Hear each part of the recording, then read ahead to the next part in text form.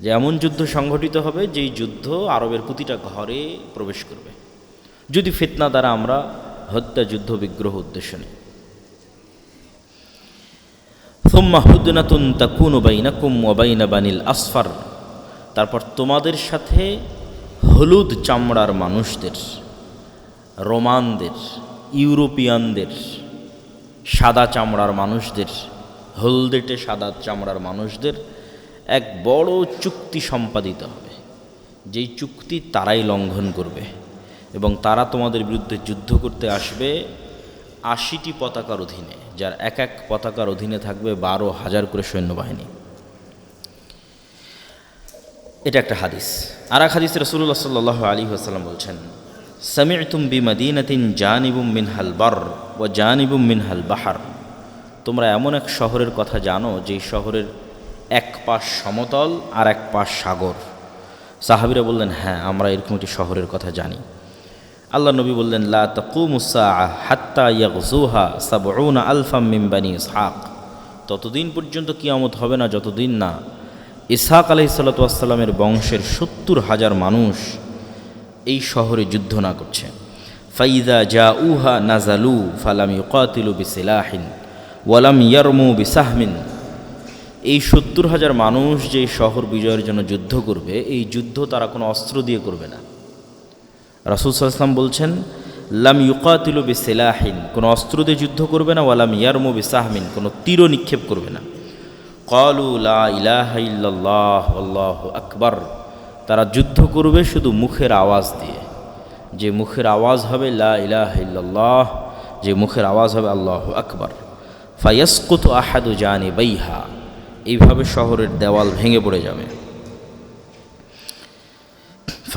আবার যখন তারা বলবে দ্বিতীয়বার লা ইলাহা ইল্লাল্লাহ আল্লাহু আকবার, তখন শহরের আরেক দেওয়াল ভেঙে পড়ে যাবে।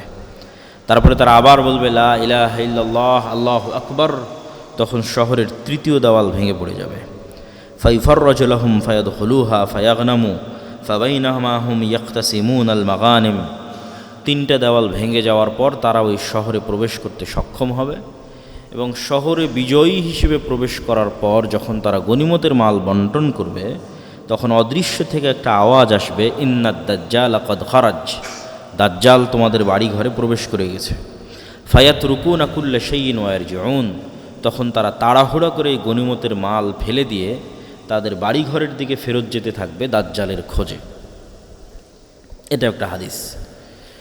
রাসূল সাল্লাল্লাহু আলাইহি ওয়াসাল্লাম আর এক হাদিসে বলছেন, আবু হুরায়রা রাদিয়াল্লাহু তাআলা আনহু থেকে বর্ণিত, তিনি বলেন, রাসূল সাল্লাল্লাহু আলাইহি ওয়াসাল্লাম বলেছেন, লা তাকুমুস সাআ হাত্তা ইয়ানজিলা আর-রূমু বিল আ'মাক আও বিদাবিক ফায়াখরুজু ইলাইহিম জাইশুম মিনাল মাদিনা মিন খিয়ারি আহলিল আরজ, ততদিন পর্যন্ত কিয়ামত হবে না যতদিন না রোমানরা আমাক এবং দাবেক নামক জায়গায় একত্রিত না হচ্ছে তোমাদের বিরুদ্ধে।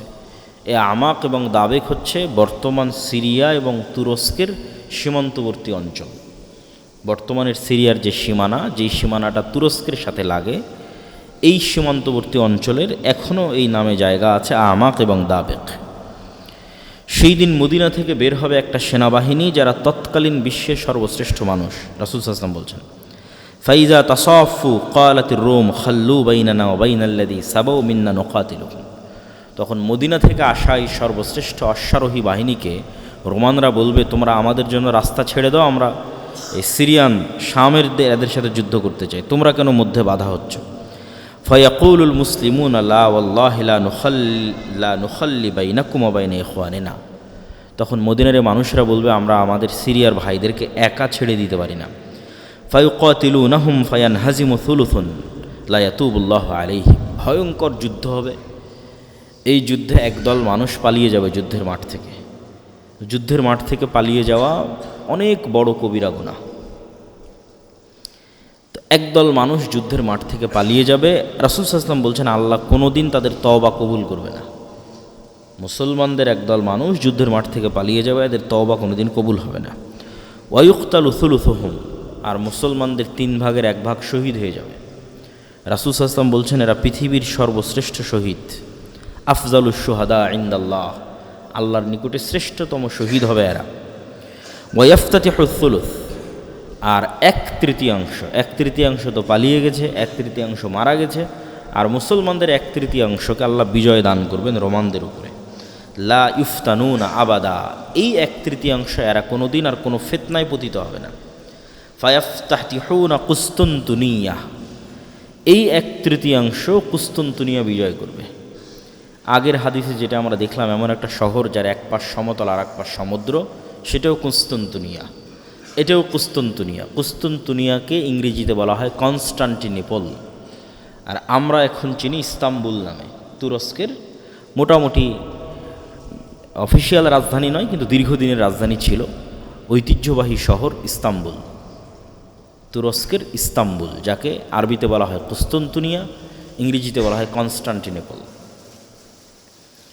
এই শহর তারা বিজয় করবে। তাহলে এই শহর কিয়ামতের পূর্ব মুহূর্তে বিজয় হচ্ছে, মানে এই শহর মুসলমানদের হাতে থাকবে না। তথা আজকের তুরস্ক যে মুসলমানদের হাতে আছে, এটা একদিন থাকবে না মুসলমানদের হাতে।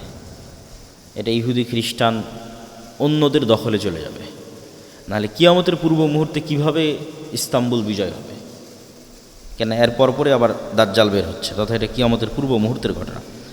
তাহলে তারা কুস্তুনতুনিয়া বিজয় করবে। ফাবাইনামা হুম ইয়াক্তাসিমুন আল গানাইম, যখন তারা গনিমতের মাল বন্টন নিয়ে ব্যস্ত থাকবে এবং তাদের তরবালিগুলো জাইতুন গাছে ঝুলানো থাকবে, ইজা সাহা ফীহিমুশ শায়তান, তখন শয়তান অদৃশ্য থেকে চিৎকার করে বলবে যে দাজ্জাল তোমাদের বাড়িতে ঢুকে গেছে। ফায়াখরুজুনা ওয়া যালিকা বাতিল, তখন তাড়াহুড়া করে এরা গনিমত ফেলে দিয়ে তরবারি নিয়ে তাদের বাড়িঘরের দিকে যেতে থাকবে, মানে দামেস্ক শহরের দিকে আসতে থাকবে। এটা আরও অন্য বর্ণনায় আরও স্পষ্ট হয় যে দামেস্ক শহরের দিকে ফেরত আসতে থাকবে। তো এই প্রথম সংবাদটা হবে মিথ্যা। দাজ্জাল যে তাদের বাড়িঘরে ঢুকে গেছে, এই প্রথম সংবাদ মিথ্যা হবে। ফাইজা জাউ শাম খারাজা ফাবাইনামা হুম ইউইদ্দুনা লিল কিতাল, কিন্তু যখন তারা দামেস্কে ফেরত আসবে, তারপরে সত্যি সত্যি দাজ্জাল বের হয়ে যাবে। তখন ইউইদ্দুনা লিল কিতাল, তখন তারা যুদ্ধের প্রস্তুতি নিবে দাজ্জালের সাথে। ইউসাফুনা সুফুফা ইদা উকিমাতিস সালাত, এমতো অবস্থায় দামেস্কের মসজিদে সালাতের একামত হবে এবং মুজাহিদরা সালাতের জন্য দাঁড়াবে সারিবদ্ধভাবে। কিছু বর্ণনা এসেছে এটা ফজরের সালাত। ঠিক এই সময়ে ইয়ানজিলু ঈসা ইবনু মারিয়াম, ঈসা ইবনু মারিয়াম, কিছু বর্ণনা এসেছে দুই ফেরেশতার কাঁধের উপর ভর দিয়ে নামবেন। ফা আম্মাহুম ফাইদা রাআহু আদুউল্লাহ যাবা কামা ইয়াযুবুল মিলহু ফিল মা ফালাউ তারাকাহু লান যাবা হাত্তা ইয়াহলিক। ঈসা ইবনু মারিয়ামকে যখন দাজ্জাল দেখবে, তখন লবণ যেভাবে পানিতে দিলে মিটে যায়, মিশে যায়, গলে যায়, দাজ্জাল সেভাবে গলে যেতে থাকবে। ওয়ালাকিন ইয়াকতুলুহুল্লাহু বিয়াদিহি, কিন্তু তারপরেও ঈসা আলাইহিস সালাম নিজে হাতেই দাজ্জালকে হত্যা করবেন। ফায়ুরিহিম দামাহু ফি হারবাতি, এবং যেই অস্ত্র দিয়ে তিনি দাজ্জালকে হত্যা করবেন এটা জনগণকে দেখাবেন যে দেখো দাজ্জালকে হত্যা করেছে। কাছাকাছি অনুরূপী বর্ণনা যে রোমানদের সাথে মুসলমানদের একটা বিরাট চুক্তি হবে, আর এই চুক্তির লঙ্ঘনটা হবে এইভাবে যে রোমানদের সাথে মুসলমানদের চুক্তি হওয়ার পর এরা তৃতীয় আর একটা পক্ষের বিরুদ্ধে একসাথে একত্রিত হয়ে যুদ্ধ করবে, তথা খ্রিস্টানেরা আর মুসলমানেরা একত্রিত হয়ে তৃতীয় এক পক্ষের বিরুদ্ধে যুদ্ধ করবে। সেই তৃতীয় পক্ষ কে কারা তা হাদিসে উল্লেখ নাই। এই যুদ্ধে মুসলমান এবং খ্রিস্টানদের বিজয় হবে। বিজয় হওয়ার পর একজন খ্রিস্টান সৈন্য বলবে যে ক্রুশের কারণে বিজয় হয়েছে, যে ক্রুশ চিহ্ন তারা গলায় ঝুলায়, এটার কারণে আমরা বিজয়ী হয়েছি। এইটা দেখে এক মুজাহিদ মুমিন ওই ক্রুশটাকে ভেঙে দিবে, বলে না আমরা আল্লাহর সহযোগিতায় বা আল্লাহর সাহায্যে বিজয়ী হয়েছি। এই ক্রস ভাঙ্গাকে কেন্দ্র করে একদল আর এক দলের মুখোমুখি হয়ে যাবে পুনরায়, এবং এই যে মুখোমুখি হবে, এই মুখোমুখির কথাই বলা হচ্ছে যে 80টা পতাকার অধীনে তারা একত্রিত হবে, যার এক এক পতাকার অধীনে 12,000 করে সৈন্যবাহিনী থাকবে, এবং মুসলমানদের 3 ভাগের 1 ভাগ পালিয়ে যাবে, 1 ভাগ শহীদ হবে, 1 ভাগ বিজয় হবে, এবং বিজয় হওয়ার পর কনস্টান্টিনোপল, ইস্তাম্বুল, তুরস্ক বিজয় হবে। এই যুদ্ধের আর অন্য বর্ণনায় রাসূল সাল্লাল্লাহু আলাইহি ওয়াসাল্লাম বলছেন যে এই যুদ্ধ এত ভয়াবহ হবে যে 100 জন মানুষের 99 জনই মারা যাবে, একজন বেঁচে থাকবে। একটা পাখি যদি আকাশে 1 মাস উড়ে, তাহলে 1 মাস উড়লেও লাশের সারি শেষ করতে পারবে না। লাশের দুর্গন্ধে সে মৃত অবস্থায় পড়ে যাবে। তার বাঁচার মতো আলাদা কোনো আশ্রয়স্থল যেখানে লাশ নাই, লাশের দুর্গন্ধ নাই, এরকম কোনো সেফ জায়গা সে খুঁজে বের করতে পারবে না। উঠতে উঠতে উঠতে উঠতে ক্লান্ত হয়ে মরে পড়ে যাবে। এত বেশি পরিমাণে মানুষ এই যুদ্ধে মারা যাবে যে মানুষ আর গনিমতের মালেও সন্তুষ্ট হবে না, মানুষের ওয়ারিস বন্টন করার কেউ থাকবে না। এগুলো সব রাসূল সাল্লাল্লাহু আলাইহি ওয়াসাল্লাম বিভিন্ন হাদিসে বলেছেন। ওই সেম ঘটনার ধারাবাহিকতায় বিভিন্ন হাদিস। তারপরে যখন আড়াল থেকে ঘোষণা হবে দাজ্জাল তোমাদের বাড়িঘরে প্রবেশ করে গেছে, তখন যারা তাড়াহুড়ো করে বের হবে দাজ্জালকে খুঁজতে, আর এক বর্ণনায় রাসূল সাল্লাল্লাহু আলাইহি ওয়াসাল্লাম বলছেন যে মুজাহিদদের মধ্যে 10 জনকে পাঠানো হবে যে তোমরা যাও, অশ্বারোহী 10 জন অশ্বারোহীকে পাঠানো হবে, দেখো তো দাজ্জাল সত্যি সত্যি আমাদের বাড়িতে ঘরে ঢুকে গেছে কিনা। রাসূল সাল্লাল্লাহু আলাইহি ওয়াসাল্লাম বলছেন ওই 10 অশ্বারোহীর নাম, ওদের চেহারা, ওদের বাপের নাম, ওদের বংশের নাম আমি বলে দিতে পারবো যে 10 জন কারা, যে 10 জন দাজ্জালের অনুসন্ধানে বের হবে। ওরা তৎকালীন বিশ্বের সর্বশ্রেষ্ঠ ইমানদার এবং সর্বশ্রেষ্ঠ অশ্বারোহী, যারা মদিনা থেকে বের হয়ে আসবে শাম বা সিরিয়ায়। এবং রাসূল সাল্লাল্লাহু আলাইহি ওয়াসাল্লামের আর এক হাদিসে এই যুদ্ধের কথা বর্ণনা করতে গিয়ে তিনি বলেছেন যে সেই দিন মুসলমানদের হেডকোয়ার্টার হবে গুতা নামক জায়গা, যেটি আজকের শাম বা সিরিয়ার রাজধানী দামেস্কের অতি নিকটবর্তী একটি অঞ্চল, গুতা নামক জায়গা। রাসূল সাল্লাল্লাহু আলাইহি ওয়াসাল্লাম দাজ্জালের বিষয়ে কিছু হাদিস, বিস্তারিত দাজ্জালের ভয়ঙ্কর এবং ভয়াবহ ফিতনার কিছু হাদিস তিনি তুলে ধরেছেন, যেগুলো আমরা সংক্ষিপ্ত, বেশি সময় নিব না, অল্প অল্প করে আমরা একটা দুটো হাদিস বলে আজকের আলোচনা শেষ করব ইনশাল্লাহ। ফাতেমা বিনতে কাইস রাদিয়াল্লাহু তাআলা আনহা থেকে বর্ণিত, তিনি বলেন এক সালাতের পর আল্লাহর নবী বললেন মাইকে বা মুখে, মাইকে তো না, মুখে ঘোষণা হলো যে তোমরা সবাই বসে পড়ো, রাসূল সাল্লাল্লাহু আলাইহি ওয়াসাল্লাম কথা বলবেন। তো মানুষজন সব বসে পড়লো। রাসূল সাল্লাল্লাহু আলাইহি ওয়াসাল্লাম মেম্বারে দাঁড়ালেন। মেম্বারে দাঁড়িয়ে তিনি বলতে লাগলেন যে আজকে আমি তোমাদেরকে এমন এক গল্প শোনাবো যে গল্প আমি তোমাদের সামনে অনেক করেছি। এই গল্প হচ্ছে তামিম আদ-দারির গল্প। আন্না তামিম আদ-দারি কান রাজুলান নাসরানিয়ান, যে ছিল খ্রিস্টান মানুষ, যা আফা বায়া ওয়া আসলামা, সে আল্লাহ নবীর হাতে হাত রেখে ইসলাম গ্রহণ করার পর এই ঘটনা সে আল্লাহ নবীকে শোনায়। সেই ঘটনা হচ্ছে আন্নাহু রাকিবা ফি সাফিনাতিন বাহরিয়াতিন মা সালাসিনা রাজুলাম, সে তার নিজ গোত্র এবং আর 2-3টা আরব গোত্রের 30 জন মানুষকে নিয়ে একটা নৌকায় দীর্ঘ লম্বা সফরে বের হয়। ফালাইবা বিহিমুল মাউজু শাহরান ফিল বাহরি, সমুদ্রের ঢেউ তাদেরকে 1 মাস যাবৎ এদিক ওদিকে নিয়ে যেতে থাকে। তারা কোনো লোকেশন ট্র্যাক করা, আগের যুগের মানুষ তারা এবং চাঁদ দেখে দিক নির্ধারণ করে নৌকা পরিচালনা করত, কিন্তু ঝড় বৃষ্টি ঢেউয়ে আর কন্ট্রোল করতে পারেনি যে এই নৌকা কোন দিকে যাচ্ছে।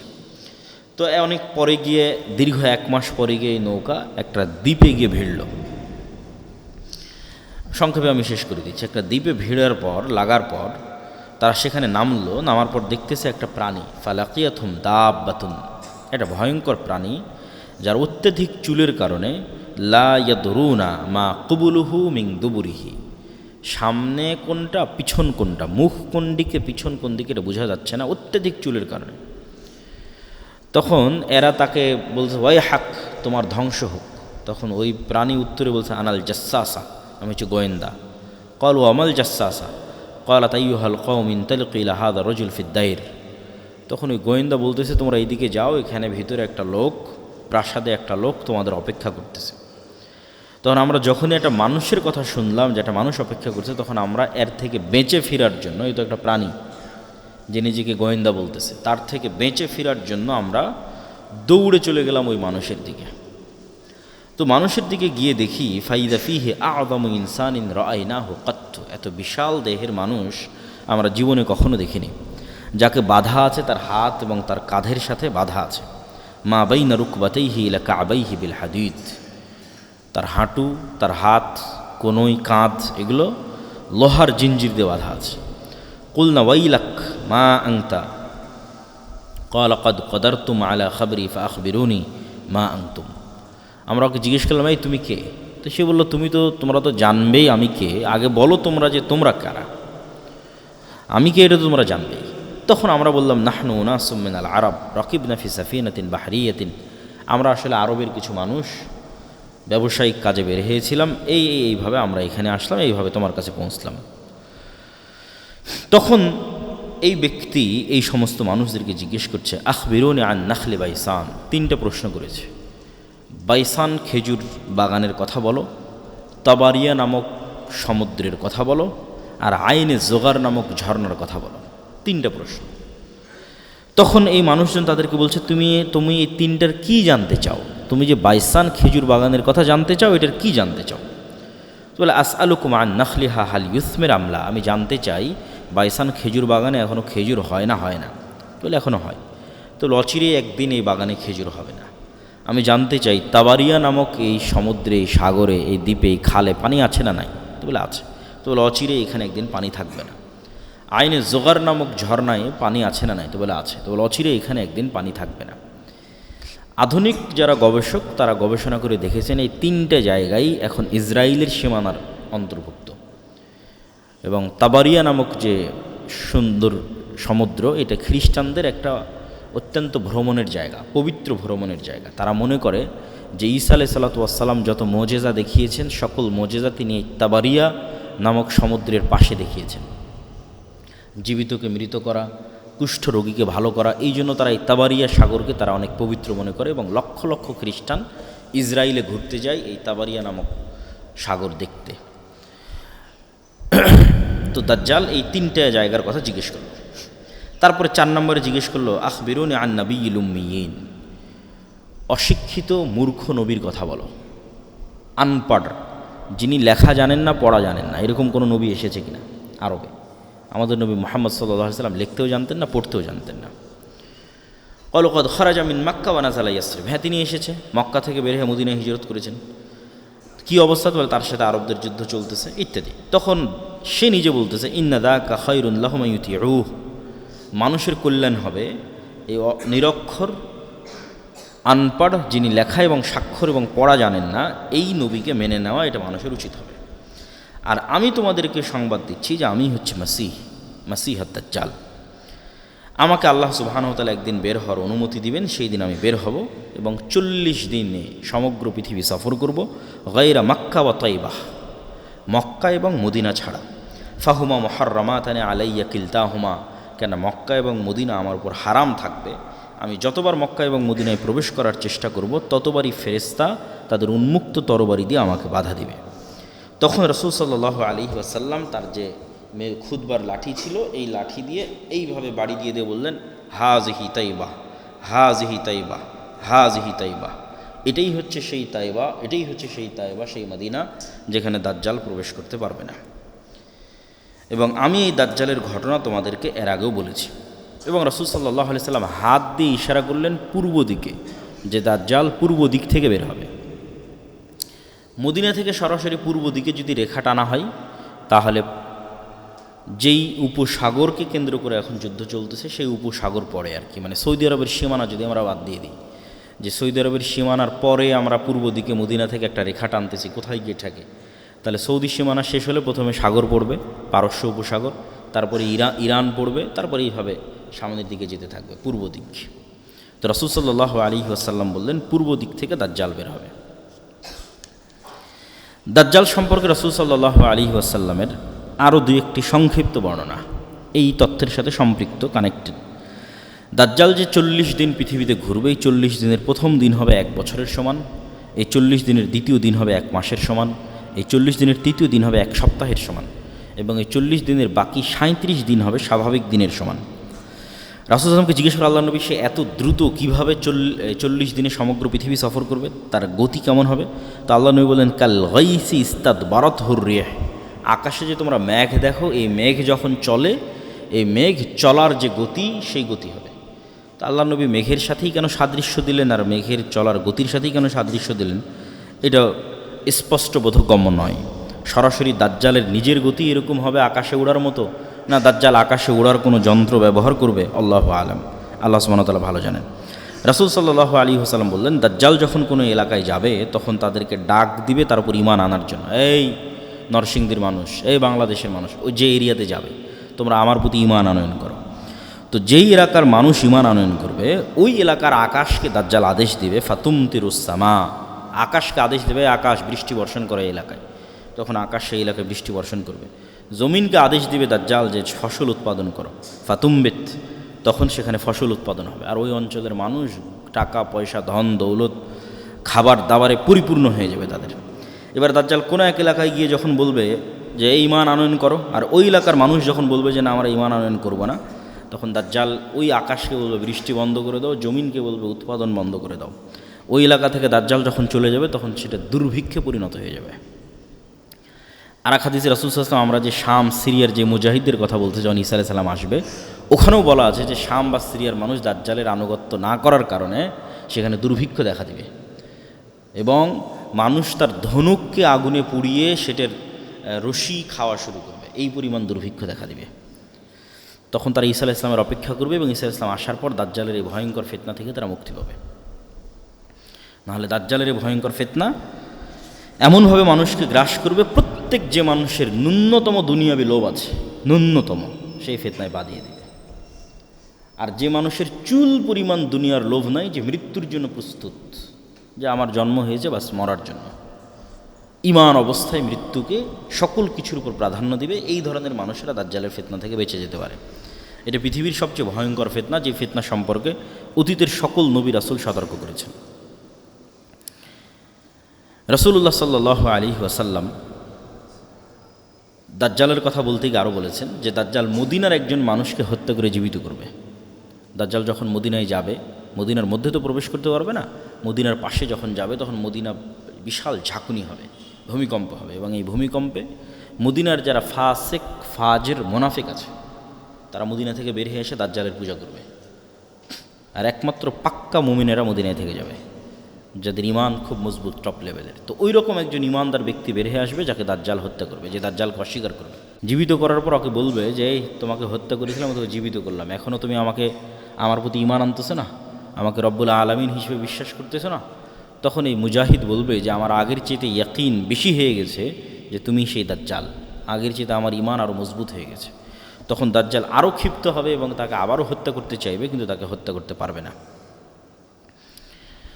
যাই হোক, এইভাবে দাজ্জালের যে সংক্ষিপ্ত ঘটনা, এই ঘটনা শেষ হওয়ার পর কী হবে? দাজ্জালকে ঈসা আলাইহিস সালাতু ওয়াস সালাম হত্যা করবেন। ঈসা আলাইহিস সালাম যখন দামেস্কের মসজিদে নামবেন, নামার পরে তিনি দাজ্জালকে খুঁজতে থাকবেন। ইমাম মাহদী এবং তার সৈন্যবাহিনী এবং মুজাহিদদেরকে নিয়ে খুঁজতে খুঁজতে তিনি জেরুজালেমের লুদ নামক দরজায় দাজ্জালকে পাবেন এবং দাজ্জাল তাকে দেখে গলতে থাকবে, কিন্তু গলা শেষ হওয়ার পূর্বেই ঈসা আলাইহিস সালাতু ওয়াস সালাম দাজ্জালকে হত্যা করবেন এবং সেই রক্ত মানুষকে দেখাবে। দাজ্জালকে হত্যা যখন করা হয়ে গেছে তখন আল্লাহ সুবহানাহু ওয়া তাআলা ঈসা আলাইহিস সালামকে বলবে যে ঈসা ইবনে মারিয়াম, আমার একদল সৃষ্টি জীব আছে যাদের সাথে কেউ যুদ্ধ করে পারবে না, অতএব মুমিনদের নিয়ে মুজাহিদদের নিয়ে তুর পাহাড়ে আশ্রয় নাও। তো মুমিন মুজাহিদদের নিয়ে ঈসা আলাইহিস সালাতু ওয়াস সালাম তুর পাহাড়ে আশ্রয় নেবে। আর আল্লাহর সেই সৃষ্টিজীব কারা? তারা হচ্ছে ইয়াজুজ আর মাজুজ। তখন ইয়াজুজ এবং মাজুজ পৃথিবীতে বের হবে এবং পৃথিবীর সকল সমুদ্র, সকল নদীনালা, খাল বিল, পুকুর, ফসল ফল ফলাদি সব খেয়ে শেষ করে দেবে, কিচ্ছু বাকি রাখবে না। এবং এই ইয়াজুজ এবং মাজুজের এই ভয়ঙ্কর যে পরীক্ষা, আসলে মুসলমানদের শক্তি যে দুনিয়াবি শক্তি নয়, এটা এই জায়গাতেও প্রমাণ হয় যে একজন নবী তিনি তুর পাহাড়ে আশ্রয় নিয়ে আছে, তাকে আল্লাহ বলছে না যে তুমি যাও ইয়াজুজ মাজুজের সাথে যুদ্ধ করো, কারণ আল্লাহ আগেই বলে দিয়েছে যে আমার একদল বান্দা আছে, ইবাদান লি, আমার বান্দা, লা ইয়াদান লি আহাদিন বিকিতালিহিম, কারো ক্ষমতা নাই যে ওদের সাথে যুদ্ধ করবে। তাহলে ঈসা আলাইহিস সালামের বাঁচার রাস্তা কি? আল্লাহর কাছে কান্নাকাটি করা। একজন নবী আল্লাহর কাছে এবার কান্নাকাটি করবে, ইমাম মাহদী সহ এবং সকল মুজাহিদ সেনাবাহিনী সহ, যে আল্লাহ ইয়াজুজ মাজুজের এই বিপদ থেকে আমাদের রক্ষা করে। খাবার নাই, পানি নাই, কয়দিন এভাবে চলে। তাহলে আল্লাহর কাছে ফিরে যাওয়া ছাড়া এবং আল্লাহর আশ্রয় ছাড়া মুমিন এবং মুসলমানদের বাঁচার কোনো রাস্তা নেই। এটা নবী ঈসা জীবিত থাকা অবস্থায়, দাজ্জালের মতো এত ফিতনা অতিক্রম করার পরে, দাজ্জালকে নিজে হাতে হত্যা করার পরে এবার ঈসা আলাইহিস সালামকে আল্লাহর কাছে কাঁদতে হচ্ছে তুর পাহাড়ে। তো যখন ঈসা আলাইহিস সালাম এবং ইমাম মাহদী এবং মুজাহিদরা আল্লাহর কাছে তুর পাহাড়ে কাঁদবে, তখন আল্লাহ সুবহানাহু ওয়া তাআলা তাদের দোয়া কবুল করে এক প্রকার বিষাক্ত পোকা, অসুস্থতা এই সমস্ত ইয়াজুজ এবং মাজুজের ঘাড়ে দিয়ে দিবেন, যেটার কারণে তারা সব মারা যাবে এবং সেটার দুর্গন্ধে টেকা যাবে না। তখন আবার ঈসা আলাইহিস সালাম এবং মুজাহিদরা আল্লাহর কাছে আবার কান্নাকাটি করে দোয়া করবে। তখন আল্লাহ সুবহানাহু ওয়া তাআলা একদল উট পাখির মতো একদল পাখিকে আল্লাহ সুবহানাহু ওয়া তাআলা পাঠাবেন, যারা উটের কুজের মতো একদল পাখিকে, যারা এই সমস্ত লাশকে উঠিয়ে নিয়ে গিয়ে হাজার হাজার লক্ষ লক্ষ কোটি কোটি লাশকে উঠিয়ে নিয়ে গিয়ে কোথাও ফেলে দিবে। এবং আল্লাহ সুবহানাহু ওয়া তাআলা আসমানকে বলবেন বৃষ্টি বর্ষণ করো, এবং আসমান বৃষ্টি বর্ষণ করে পুরো পৃথিবীকে পবিত্র করে দেবে, সাফ করে দেবে। তারপরে আল্লাহ সুবহানাহু ওয়া তাআলা আসমান এবং জমিনকে আদেশ দিবেন যে তোমাদের মধ্যে যা রিজিক আছে, যা রহমত আছে, যা বরকত আছে সব উন্মুক্ত করে দাও। তখনই একটা ডালিম একটা গ্রাম খাবে, তখনই একটা গরুর দুধ একটা বংশ খাবে, কেননা পৃথিবীর বরকতের যেটা সর্বোচ্চ স্তর সেটাতে পৃথিবীকে পৌঁছে দেওয়া হবে। আর পৃথিবীতে যুদ্ধ বিগ্রহ বন্ধ হয়ে যাবে, এবং এতদিন যুদ্ধ বিগ্রহের যা অস্ত্র ছিল সেগুলোই জ্বালিয়ে পুড়িয়ে শেষ করতে 7 বছর পার হয়ে যাবে, এবং পৃথিবীতে ঈসা আলাইহিসসালাতু ওয়াসসালামের 7 বছরের সর্বশ্রেষ্ঠ ন্যায়পরায়ণের শাসনকাল প্রতিষ্ঠা হবে, ন্যায় এবং ইনসাফের শাসন 7 বছর। এই 7 বছর পার হওয়ার পর এক মৃদু বাতাসে, যে বাতাস মুমিনদের বগলে অনুভূত হবে, সেই মৃদু বাতাসে পৃথিবীর সকল মুমিন মৃত্যুবরণ করবে। তারপরে পৃথিবীতে শুধু ফাসেক, ফাজের এবং পাপিষ্ঠরা থাকবে।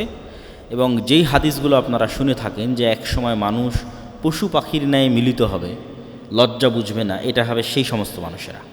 হজ এবং ওমরা বন্ধ হয়ে যাবে, এটা হচ্ছে সেই সমস্ত মানুষেরা। কাবা ঘর ধ্বংস করা হবে, এটা হচ্ছে সেই সমস্ত মানুষেরা। এগুলো ঈসা আলাইহিস সালাম এবং ইমাম মাহদী, দাজ্জাল, এগুলোর পরের কথা এবার আসতেছে। তখন পৃথিবীতে আর কোনো মুমিন বেঁচে থাকবে না, কেউ কোরআন পড়ার লোক থাকবে না, আল্লাহর নাম নেওয়ার লোক থাকবে না। সেগুলো এখন নয়, এগুলো হবে দাজ্জালের পরে, ঈসা আলাইহিস সালামের পরে, যখন আর কোনো মানুষ না আল্লাহকে চিনবে, না কোরআনকে চিনবে, না কাবাকে চিনবে, না মানুষের কোনো লজ্জা এবং হায়া থাকবে।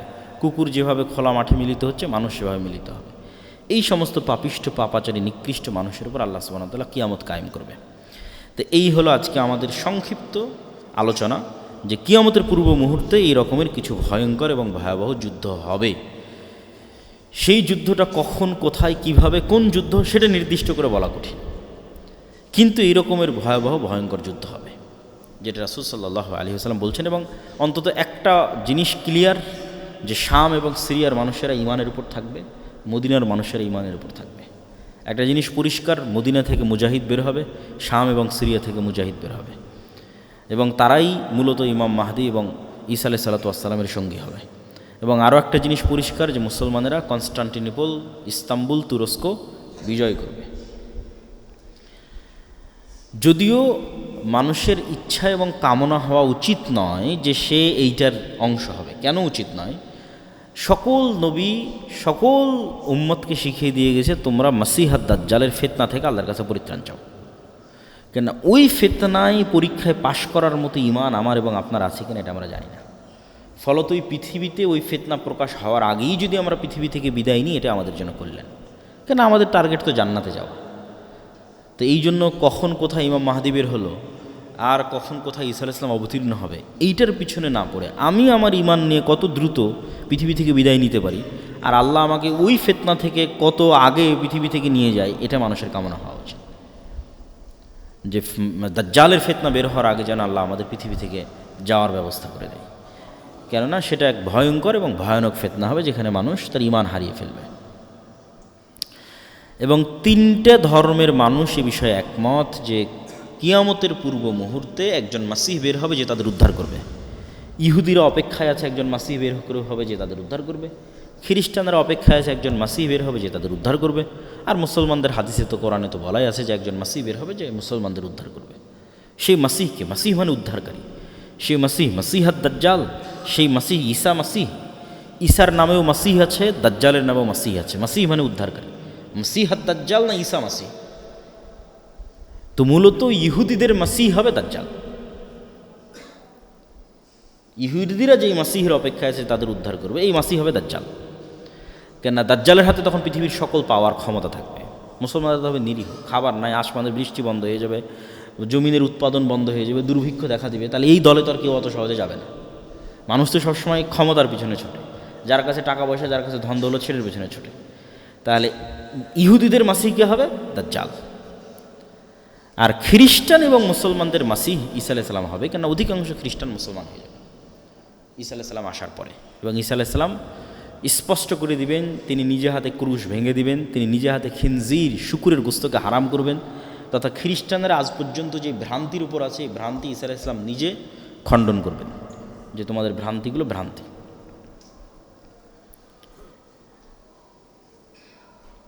আর রমজান মাসকে সামনে রেখে আমাদের যে করণীয় কাজ, সেই করণীয় কাজের মধ্যে সবচেয়ে জরুরি কাজ, 1 নম্বর জরুরি কাজ, যেটা রমজানে কোনো মতেই মিস দেওয়া উচিত নয়, সেটা হচ্ছে 5 ওয়াক্ত সালাত। স্বাভাবিকভাবেই দেওয়া উচিত নয়, কিন্তু আমি সিয়ামও পালন করছি আবার সালাত আদায় করি না, এই সিয়ামের কোনো গুরুত্ব নাই, এই সিয়ামের কোনো দাম নাই। দাজ্জাল যখন আসবে তখনও সাহাবীর রাসূল সাল্লাল্লাহু আলাইহি ওয়াসাল্লামকে জিজ্ঞেস করল, আল্লাহ নবী সালাত কেমনে হবে? একদিন যদি 1 বছর হয়, সালাত কেমনে হবে? তাহলে দেখেন সাহাবীদের মাথায় সালাত কিভাবে ঢুকে আছে, যে দাজ্জালের ফিতনার ভয়ে ভীত হয়ে অন্য কোনো প্রশ্ন নয়, তাদের মাথায় প্রথম ক্যাচ করেছে সালাত। ঈসা আলাইহিস সালাতু ওয়াস সালাম যখন তার মায়ের কোলে, ফাআশারাত ইলাই ক্বালু কাইফা নুকাল্লিমু মান কানা ফিল মাহদি সাবিয়্যা ক্বালা ইন্নী আব্দুল্লাহ আতানিয়াল কিতাবা ওয়া জাআলানি নাবিয়্যা। ঈসা আলাইহিস সালাম বললেন মায়ের কোল থেকে যে আমি আব্দুল্লাহ, আল্লাহর বান্দা, আল্লাহ আমাকে নবী করেছে। ওয়া জাআলানি মুবারাকান আইনামা কুনতু, আর আমি যেখানেই থাকি না কেন আমি বরকতময়। ওয়া আওসানি বিসসালাতি ওয়াজ যাকাতি মা দুমতু হাইয়্যা, আর আমার আল্লাহ আমাকে আদেশ দিয়েছে যেন আমি মরা পর্যন্ত সালাত আর যাকাত দিই, সালাত আদায় করে আর যাকাত দিই। কোরআনের আয়াত। যে ঈসা আলাইহিস সালাম যখন ছোট্ট শিশু, তখন উনি মায়ের কোল থেকে বলতেছেন যে আল্লাহ তাকে আদেশ দিয়েছে যেন তিনি সালাত আদায় করেন।